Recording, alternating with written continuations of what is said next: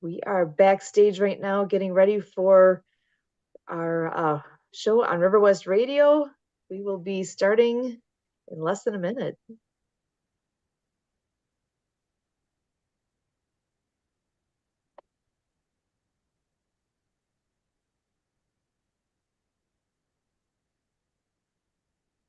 Welcome to AbilityMKE Now.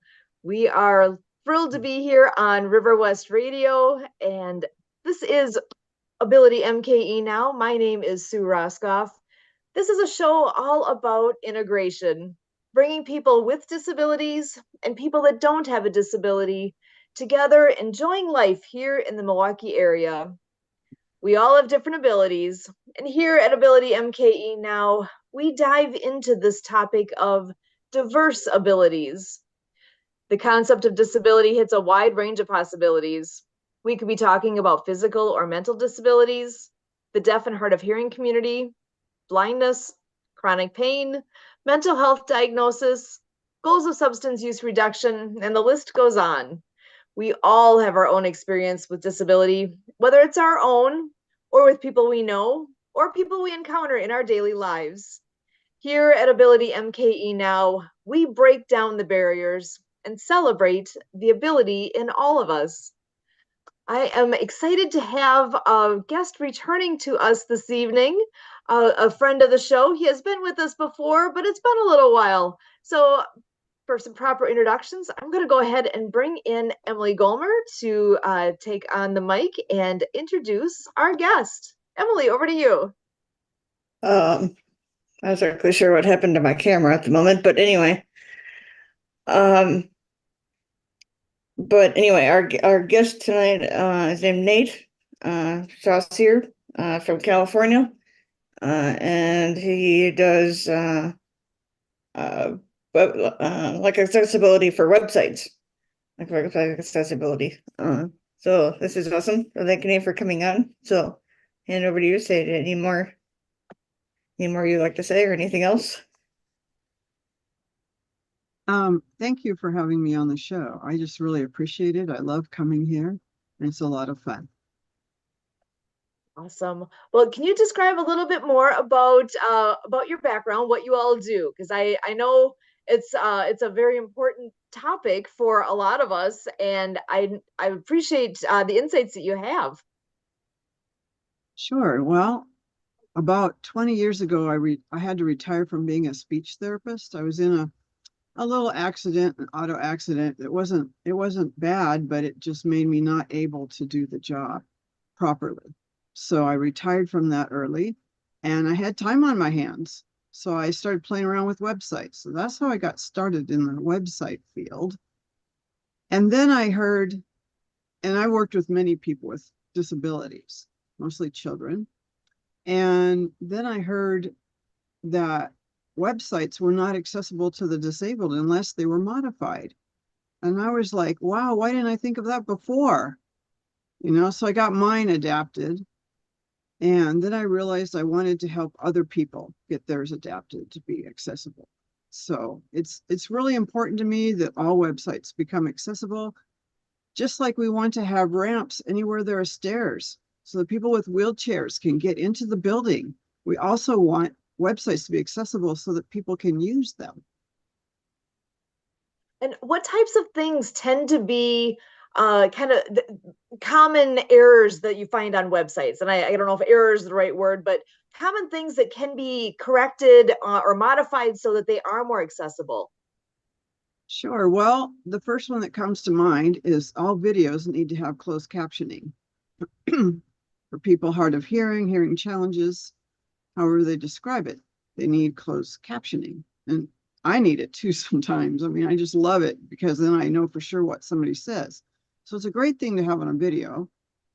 There are some other things like background and font. Sometimes the font, when you go to read a text, you need it to really be contrasted against the background. No busy background, no similar colors, really like black on white or, white on black. I mean, that much contrast, really a lot. And that helps everybody to be able to read it better. And then there's website, the size of the font. And, I would say at least 16. And, that helps a lot of people right there. And, one thing about you think people could just enlarge the window on their screen, right? That makes things go off the edge of the screen. So what I do is I have this tool that adapts it so that the font gets bigger, but it doesn't go off the screen, nor do the pictures. It stays within that same box, but the font gets bigger. That sounds amazing, actually, because what kind of tool is this? It's a special tool developed for website accessibility, and it's easily put on a website. It's just very easy to take care of. There's nothing to do really once you put it on, and it is all that really shows is a little button, unless somebody were to click on that button. Then a menu comes up, and I mean, I could share the screen and show you if you'd like and describe it. Right, yeah, if you can share your screen, that would be wonderful, and then describe what you're seeing there. Because yeah, if it's as simple as you adding a button to what's there, and it makes it so that it's more accessible for everybody to see, that is as simple as it gets. Yeah, so on the screen is a button on the left hand side, but it could be any edge you want to put it on. This button happens to be blue with it's yellow with a blue disabled icon on it, which is recognizable to people as something that would be helping with accessibility. And so then a person would click on it, and then a menu opens up on the right with a list of everything you could have done to the site to help you. And a lot of it is really fun. And I'll just go through a couple of them. The first one listed is epilepsy safe mode. It dampens color and removes blinks. So I click on it and visually it's dampened the color. If I had this video going, it would stop the video as well, because movement, flashing, bright colors sometimes trigger an epilepsy episode. So we don't want that. So this makes it safe for everyone with epilepsy to be on the site. And I was talking with somebody whose daughter has epilepsy, and she was thrilled that this was available. Let's see. Good. Well, visually impaired mode makes it brighter. So the last one made it more muted colors. This for epilepsy, this one for visually impaired makes it brighter so that there's more contrast. I was talking about contrast earlier. And the more contrast you have with the font in the background or the photos in the background, people can see them better. Turn that off. And ADHD friendly mode is a fun one. It has a bar that goes across. Basically, the whole site is dampened with this opaque screen, and then there's a bar that goes across so that you only see like 1 or 2 lines at a time, and it moves with the cursor. So it helps people with ADHD to just have, or anybody who wants to just focus on a small amount of content, do that without being so distracted by the rest of the website. Websites can be overwhelming with a lot of content on them. So this is helpful to a lot of people. And as far as blindness goes, if someone is using a screen reader, which is what blind people tend to use when they get online, this will they know to press a key when they get on a website on their keyboard, and that automatically adapts this site to their screen reader so that all the photos, all the images are described, and the screen reader doesn't get just stuck. It can keep going. let's see. I wanted to show you the dyslexia font. Here we go. Now the dyslexia font, it has, if you look at the letters, they're weighted to the bottom. So they're a little bit thicker at the bottom. And surprisingly, that helps people with dyslexia read. I have one client who was excited about this tool and getting it on his website, and I demonstrated it to him. And I didn't know, but he has dyslexia, and he was just over the moon with that possibility that a website could have this on there. And he read the font quite well with that. He says, I can read this so well. So these things are important really to a lot of people. There's a lot of people with dyslexia, for example, and even color blindness. You could, of course, on this website, color blindness might not matter unless blue looks the same as gray. You see I have a gray background with blue in front. I can tell the difference, but somebody with color blindness might not. So they could adjust the text color to be black. Well, it's not. You can make the background not blue, make it yellow. Well, that's the title color. Sorry, this is the background, and make the title color. So yellow now contrasts with the blue, and yellow is in the background, so that if somebody sees gray and blue as the same color, or whatever colors are on the website, they can change that background color or the font color, and it will help them be able to see it. So even, things that we don't think about, with color blindness, things like that. I just reset the tool so that it goes back to the original. And also you can see that the original hasn't changed. It's the same. So it's the same for everybody looking at it, except for the person, the individual using the tool will be the only one seeing it the way they adjust it. Everybody else will see it the way they adjust it or not. So one question I have then, is this something that ends up being specific to a website, or is this something that you like a plugin on, like I would have a plugin on my browser, or where does this tool end up residing? It's specific to the website. It's like a plugin, but it's a bit of code that goes in the header. You don't see it. It's in the behind the scenes coding that it adapts.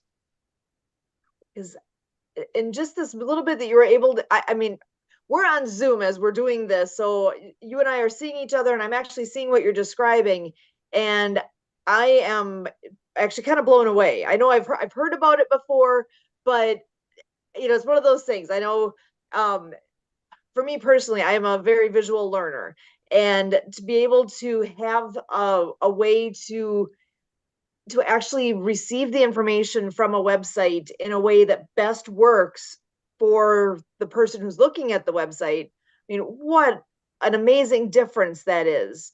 Whether, like you're saying, if it's a visual impairment, even something like somebody who is dyslexic, that there's a way to change the font so that it's easier for them to read. It's just one of those things where I don't have that experience myself, so I don't understand exactly how that makes that difference. But obviously, it does make that difference. So any adaptation that's available and at your fingertips to be able to make it so that your entire audience can get the information that you're trying to share, I am I'm kind of stunned actually that it's that simple. It's something where you add that in, and then it makes it accessible for everybody. I mean, I'm sitting here like that's a no-brainer. That's that to make things to be truly accessible to everybody is amazing. And I'm kind of surprised there's not more websites that have that built in. It seems like that would be a very sensible thing to do. Yes, it is. And I'm seeing more and more websites adapting this type of tool. You can see the buttons on their site toward the side. And I wonder how many people know that this exists. So I'm glad we're able to have a conversation like this to share that, this is a tool that's out there. It's a possibility to have a website do these things and make it so that not just, your the the quote unquote normal people, right? Those that don't have a need for adapting like this. This is what part of what our show is all about here. It's like we're where that intersection is of, I know what I'm used to, I know what works for me. What works for me isn't necessarily going to work for the next person. And to be able to have a tool that actually does work for everybody, it's able to be utilized in whatever fashion works for.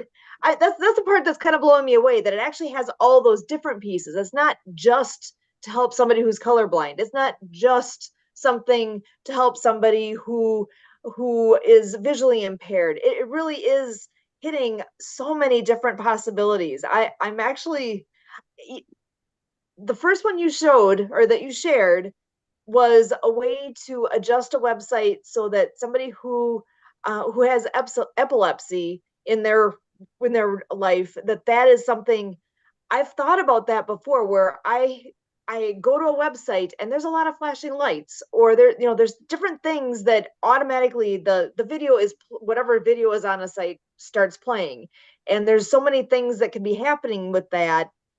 That is something that's crossed my mind, because I know individuals that deal with that themselves, and it literally crosses my mind of how can they go see this website? They how could they? Because this could be a trigger for them that would be a negative, and they are not going to want to be going to that website because it could badly affect them. But there's a way to fix that, to help that. And oh, what a blessing it is that somebody was able to put that together. And so how would a person go about having something like this added to their website? Are there distributors that offer this, or how is that incorporated? There are several distributors. There's different tools out there that do about the same thing. And I'm one of the distributors, so they could contact me. And you arrange with this distributor to have it put on your website, or you put it on yourself. You can put the code in to the header, as I mentioned, in the back end where the coding is. And it's really simple. It takes maybe not even 5 minutes. Wow. And to be able to have that big of a difference in reach to more audiences, I just think that's a fabulous thing that's available, because really, what a difference that makes. I kind of compare a lot of things with my own experience. My it's definitely not equivalent, but we're water skiers. We are all about sharing our sport, and we have tools to be able to do that. The sit ski is one of the tools. There's actually several different things available to adapt a sport to be able to be enjoyed by people of all different abilities. And here you're sharing a tool that is making it so that a website, I mean, how many people use websites? Like, it's pretty universal, especially in the United States here, that we have accessible, we have the access to the internet and all the information that is out there. But to be able to actually access it when you have these different types of abilities, again, like you're saying, if you have color blindness, or you have whatever it may be that your challenge is, to be able to get the information from a website, that there is a tool out there that can make websites accessible. I just think that's fabulous. With people that you've talked to, I know you did share about one person that has dyslexic, has difficulties with reading normal text and everything on a website because of this dyslexic. So do you have other stories that maybe you could share of others that have utilized the tool and have had such an impact on their experience? Well, it's interesting you should ask that. I was just thinking of a story that I didn't experience myself, but I got it from a reliable source. there was a website that was about track and field. And the owner of the website actually thought that people with disabilities wouldn't get on his site, Oh, which is wow. ludicrous. But anyway, sorry to judge. Anyway, so it turns out, yes, a blind person was wanting to access that site. And I think that it ended up that he went ahead and got the adaptation for his website, but he just didn't know. People just don't know. And that's why I want to get the word out so that people do know that this can be done. And like Yeah, you said, it seems simple too. Once you have it on there, there's some feels put on there. Once you have it on there, it's like only like a couple of clicks or something, and then you're able to, yeah. you're able to take advantage Exactly. of what's there. Yeah. Exactly. Just a couple clicks and that's it. Yeah. Very similar, like when you Yeah. said at the beginning how to get into a building that you need a ramp. Well, to be getting to your information on on a website to be able to have the tools in place to make that happen. Such a simple thing. I love it. So, well, Inclusivity, it's inclusivity, including everybody, not leaving anybody out. that's beautiful. And so I know we're kind of at the beginning of the year here. As you look forward into this upcoming year, what kinds of things do you see, and even technology wise, are you seeing anything on the horizon, or is it more at this point just getting this to be more of the norm? I would love to see that. Yes, I agree. I think, getting this to be more the norm. As I mentioned before, I'm seeing more and more websites with that button on there. So I know that that they have a tool. My tool is not the only one, but so there's other distributors with other tools, but they work about the same as I described. But to get the idea clearly that how needed this is, you know, and not only that, not only is it the right thing to do, and it's so needed, it affects your search engine optimization, getting traffic to your site. Because if you have people leaving your site, the search engines don't like that. And so then they are less likely to show your site to people. So you don't want people leaving your site anyway, but not being accessible, people will be leaving it for that reason. Well, yeah, especially if they can't read it or see what's on there or anything like that. They won't stay on there very long, I would think. Exactly. They won't stay on there very long. Excellent. Awesome. So, with what you have coming up then this coming year, are there other things in place or other technology type things that you've seen that that would be good for people to know about?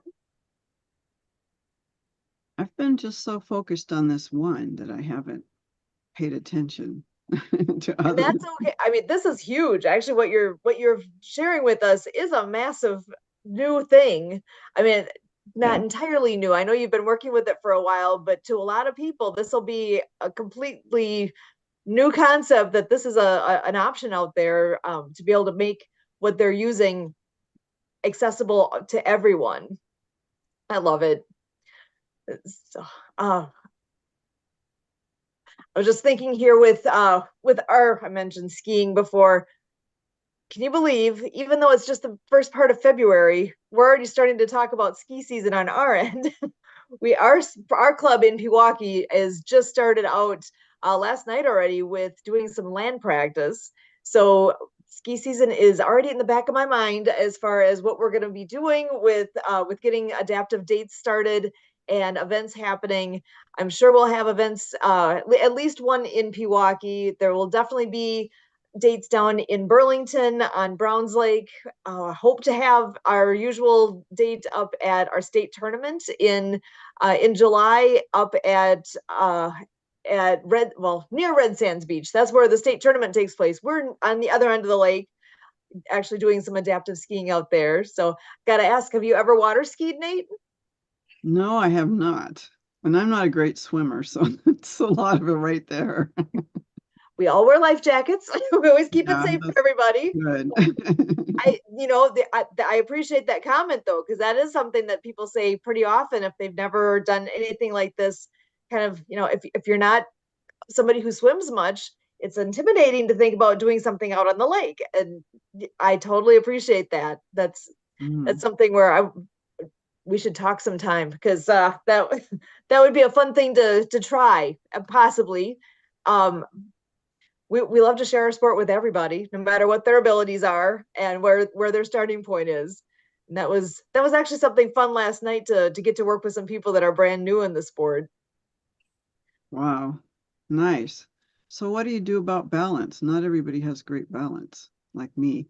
You know, great question. So that is something with, especially with the adaptive skiing we do. We can go out with if somebody wants to do stand up skiing but does not have great balance, they can do stand-up skiing and then have a skier who is very experienced on either side of them and can do various things, whether it's grabbing you underneath your arms, so, or kind of in your armpit area, just to help keep that steady balance, so then all they have to worry about is what's going on with their feet.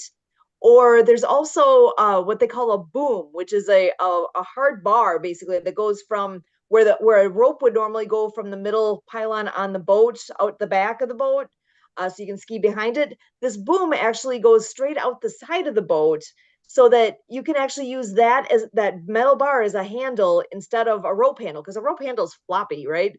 So if you can use this Oh, metal bar instead, it takes that oh, floppiness away, and you are literally just a few feet away from the boat, so you can talk to the people in the boat and they can talk to you out on the side of the boat spot there, hanging onto that bar. And it makes learning how to ski a lot easier, because like I said, with a rope is all floppy and adds a whole nother variable. If you're holding onto that bar, that's nice and steady, and it makes it a lot easier to learn and get the pieces in place. So where do you put your feet? How do you balance? And it takes mm-hmm, some of that variability away, and it makes it a lot easier. But if balance is too much of an issue, we also have that sit ski where you can actually sit down and enjoy that same skiing experience from a seated position. So there's lots of options with all that, and that's where it's fun too, to figure out what's going to be the best fit. So I always like to see these different, in my mind, it's kind of different analogies of what I do in this and what I'm used to in the ski world with all that, and to be able to see how you're doing things to adapt what with websites. You're adapting websites to be able to work for everybody. We try to do the same, like in our sport, to how can we adapt this to make it work. There was even one young lady that with brittle bone disease, that she is not necessarily a good candidate for skiing. However, she and her mom, we teamed up, and she was very interested in trying this, and we made it work for her. We figured out, with mom's help, how to do the padding correctly, how to do what needed to be done. I mean, there was a lot that went into it. It wasn't just a let's go, there was a lot that went into that to figure out the best scenario for her. And she went skiing with us quite a few times over the years, and it was so much fun and such a thrill for her. I From what she's, from skiing next to her and hearing her and seeing the smiles and all the fun that goes with that. uh for the most part, where there's a will, there's a way. So it is such a pleasure having you here with us again, Nate. I love hearing these updates that are taking place, all the possibilities, so that people, if they have ever felt like they can't do what somebody else is doing because of some quote unquote limitation, just because their abilities are different doesn't mean that they're better or worse. They're just different. And they may need to access websites in a different way. And I'm just so grateful to know that there are other ways that make it so that it is functional and accessible for everyone. So, Nate, thank you so much for being here with us tonight. And as always, with Ability